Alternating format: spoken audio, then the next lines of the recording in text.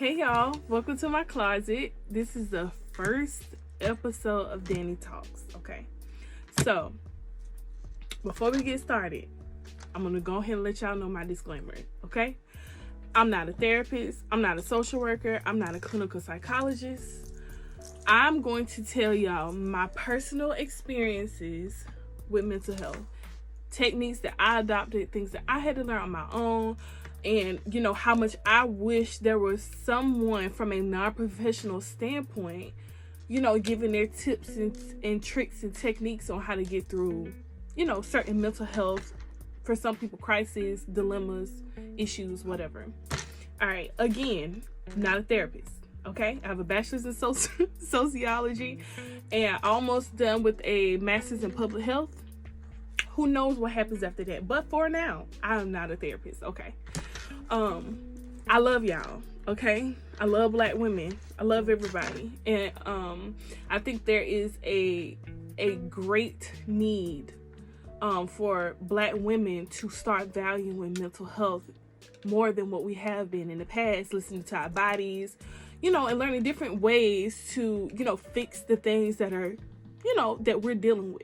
I wouldn't say what's wrong with us, but things that we deal with because we need attention too. We care for so many people, us as women in general, we care for so many people, and a lot of times our own mental health is neglected, right? That's number one. Now that that's out the way, let's talk.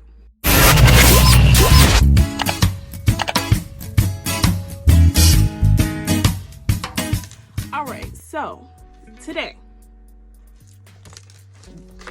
me and you, we're gonna talk about panic attacks, okay? So I know some of us may not know what panic attacks are, okay? So panic attacks, the technical definition of panic attacks are a sudden episode of intense fear, okay? What fear, right? What am I afraid of? It varies, okay? Some people have panic attacks about bills, family, financial situations, certain post-traumatic trauma, past trauma, anxiety just out of, their children, fear for their children's safety, their safety, weather, car, planes, anything, okay? Anything can trigger a panic attack, okay? Let's establish that first. Your trigger may be different from my trigger, and that's okay. It's still a panic attack, and one isn't more serious than the other, right? All right, so triggers, right? What is your trigger? That's step number one, okay? You have got to figure out what your trigger is. You can't stop it. You can't prevent it if you don't know what it is. What is making me have a panic attack? All right, so for some of us, me included, my panic attacks, like many others, they can be debilitating, right? So I remember one time I was driving my car and I just froze. Like I just couldn't move. I was just stuck. That happens to some of us, and that's okay. But when you are surrounded by a trigger or you recognize a trigger, get rid of it, okay? Because you already know it's going to turn into a panic attack. That's number one, all right? Next, how do I know I'm having a panic attack? All right. I found out that I have been having panic attacks since the 6th grade. I started, however old you are in the 6th grade, is my first memory of having a panic attack. I'm 28. I learned that I had panic attacks when I was 24. I've only known that I've been having panic attacks for 4 years. So I had no idea what I was experiencing during a panic attack. Now, I consider my panic attacks to not be textbook, right? To not be word for word verbatim of what a panic attack is. So I dismissed it as a panic attack until I joined the military. All right, so joined the Navy.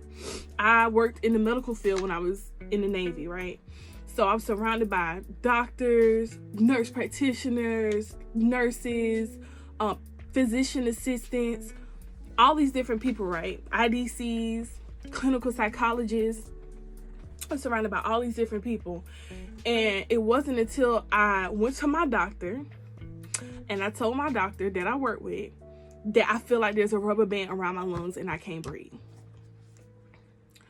So instantly, of course, as a provider, she panicked. She like, okay, let's do all these tests and let's do this. So I did what's called a spirometry, right? That's a test for asthma. And it came back normal. So she said, I don't know what's going on. I'm going to send you to pulmonology. So I went to pulmonology, did all their tests, and everything came back normal. It wasn't until she said, okay, now we need to have a conversation about what's really going on, that I learned I was having panic attacks. So this same clinical psychologist that I was sending all my patients to, like, yeah, this is your mental health and anxiety, depression, mixed personality, all of these things. I was recommended that they go see her. I should have been going to see her, and I had no idea. So went to see the clinical psychologist, briefly explained my symptoms, and before I could even explain them all, she said, oh, here's a pamphlet, here's some apps, here's your referral to the hospital to see a therapist regularly. You're having panic attacks. You are almost textbook panic attacks. I didn't know. What I've read about panic attacks, I just didn't feel like I fit the description. So let's talk about why I didn't feel like I fit the description. So oftentimes in our community, mental health is not a forefront issue, right? Just being honest. So typically there has to be some type of extreme event that has to happen in order for us to value or to take seriously our mental health, right? I had never had that. I was never suicidal. I never broke down. I never went through some crazy off the wall type, experience throughout in my life. I didn't feel like I had anything that happened to me that was traumatic. My childhood was stable. So I didn't understand why I was having these panic attacks. So I asked my mom. And ultimately, my mom recounted her own experiences with panic attacks. You have to understand that these things are genetic. They can't be passed down. So you may feel like, what am I having a panic attack for? I have had a great life. My life has been peaceful. But it's important to talk and to ask and to share your experiences, because you never know where those things came from, how they were dealt with, how you can fix it, how you can stop it from affecting your children, right? Okay. So that was that. So my next stop was a therapist. And in therapy, you learn tips and tricks and all these great things and all this information and these pamphlets and these apps and these videos and documentaries and all this great stuff. Is fantastic. It's great. But for me, the technique that helped me the most was grounding. All right. So pin that, remember that, mental note that, grounding. All right. So with grounding is exactly what it sounds like. All right. So I was, and sometimes I still am, unable to ground myself during a panic attack, right? So this is where the people who are surrounding you and the people around you, this is where they come into play. This is where they're important. This is where you have to communicate, because sometimes during a panic attack, you may be so upset and so deep into that panic attack that you can't ground yourself. So that's where you have to have people who are around you who understand certain techniques and certain things that'll help ground you, right? So my husband plays this game called the States and Capitals game, right? So he'll ask me, once he notices, which is usually in the middle of the night, we both sleep, I have a panic attack, boom, wake up out my sleep. Once he notices that, he'll say, instead of saying, oh, babe, oh my goodness, him panicking along with me, he'll say, babe, what's the capital of Idaho? What's the capital of New York? What's the capital of Florida? That way, I'm distracted from what I'm going through, from my panic attack, and I can think about what else is, you know, what he's asking me. I can completely, you know, forget about, you know, what I'm thinking about, which is my trigger is death. So I forget about it and I completely, you know. So my recommendation, if you don't suffer from panic attacks, thank God. But if you are watching this video because there are people who you love and people who you're around who do suffer from panic attacks, learn these grounding techniques, okay? Learn. I know someone who my therapist was telling me grabs a blanket and rubs the blanket, and the blanket soothes them. Soothing is important too. So, you know, just learn those techniques. You have to first of all, you have to recognize what you're experiencing, acknowledge it,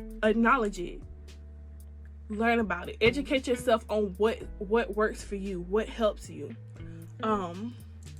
Do not dismiss. Don't dismiss it. That's the worst thing that you can do. From my own experience, when you dismiss it, it gets worse. Address these issues. Anything, anxiety, depression, mixed personality disorder, bipolar, schizophrenia, all of that, panic attacks, whatever was associated with anxiety. Address those things, because if you don't, they get worse.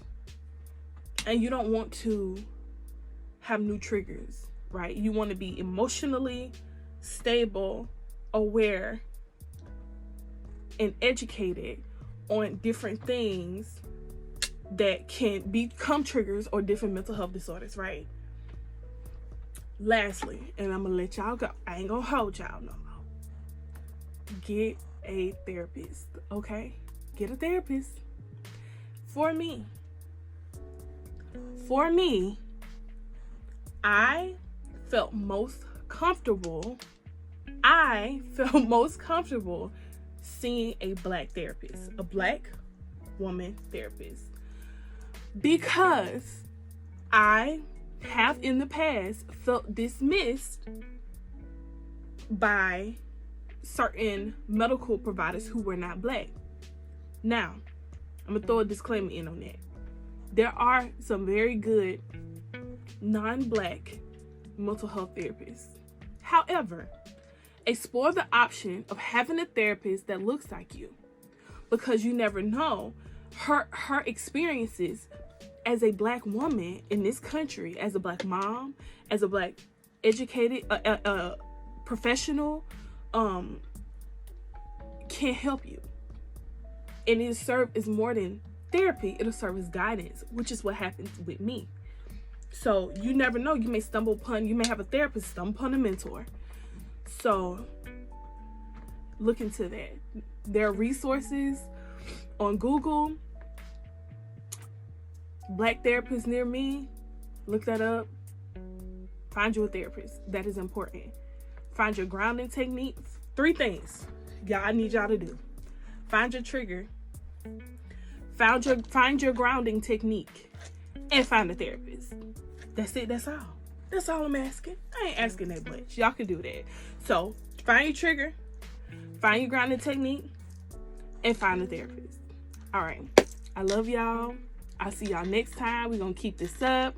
I'm going to stay consistent for y'all, because this means a lot to me. This is very important. This took a lot for me to do.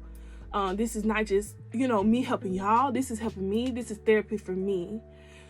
So, love y'all. I'll talk to y'all next time. Bye.